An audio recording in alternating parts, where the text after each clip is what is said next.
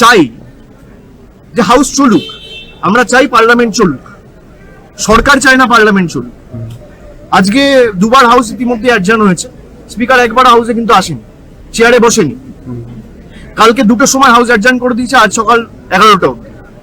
আপনার যদি মানসিকতা থাকে হাউস চালানোর, তাহলে আপনি 18 ঘন্টা 19 ঘন্টা 20 ঘন্টার জন্য হাউস মুলতবি করবেন কেন? আপনারও তো দায় দায়িত্ব আছে, হাউস চালানোর দায় দায়িত্ব তো সরকারের।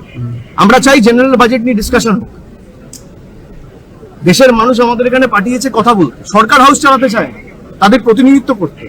সাংসদরা আসে কোশ্চেন আওয়ারে কোশ্চেন করবে, 0 আওয়ারে তাদের ইস্যুগুলো দাবি দাওয়াগুলো তুলবে, কেউ সেই সুযোগগুলো পাচ্ছে না, তার কোনো সরকারই চায় না হাউস চলুক। স্পিকারের বিরুদ্ধে অনাস্থায় সই করতে বা অনাস্থা প্রস্তাবে সই করতে তৃণমূলের কোনো অসুবিধা নেই বা আপত্তি নেই।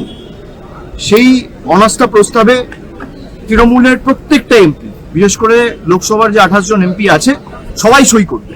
কিন্তু আমাদের বক্তব্য যে আগে অনাস্থা প্রস্তাব আনার আগে একটা চিঠি যৌথভাবে প্রত্যেকটা রাজনৈতিক দল যারা ইন্ডিয়া অ্যালায়েন্সের শরিক, তারা সবাই মিলে সই করে স্বাক্ষর করে একটা চিঠি লোকসভার স্পিকার বা অধ্যক্ষের কাছে জমা করুক, যে 4টে পয়েন্টের বেসিসে আর্গুমেন্ট করা হচ্ছে। ওই 4টে পয়েন্টের বেসিসে, যেমন কংগ্রেসের 8 জন এমপিকে সাসপেন্ড করা হয়েছে, তাদের সাসপেনশন রিকনসিডার করার জন্য বা তাদের সাসপেনশন রিভোক করার জন্য, রিকনসিডার করার জন্য একটা অ্যাপিল স্পিকারের কাছে করা যেতে পারে।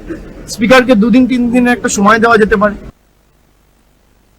এদিন অভিষেক বন্দ্যোপাধ্যায় তিনি বলছেন, স্পিকারের বিরুদ্ধে অনাস্থা প্রস্তাবে সই করতে তৃণমূলের কোনো আপত্তি বা অসুবিধা নেই, তবে তার আগে চিঠি দিয়ে স্পিকারের অবস্থান বুঝতে চায় তৃণমূল।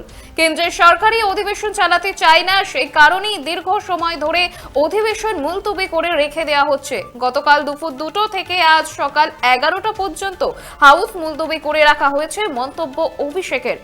আমরা চাই পার্লামেন্ট চলুক, কিন্তু সরকার চায় না, কেন্দ্রের সরকারি অধিবেশন চালাতে চায় না, সেই কারণেই দীর্ঘ সময় ধরে অধিবেশন মুলতবি করে রেখে দেওয়া হচ্ছে, মন্তব্য অভিষেক বন্দ্যোপাধ্যায়। তিনি বলছেন যে আমরা চাই পার্লামেন্ট চলুক, কিন্তু সরকার চায় না।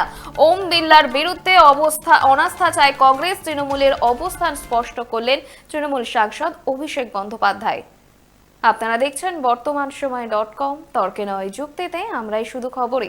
দেখতে থাকুন বর্তমান সময় .com। আপনারা দেখছেন বর্তমান সময় .com।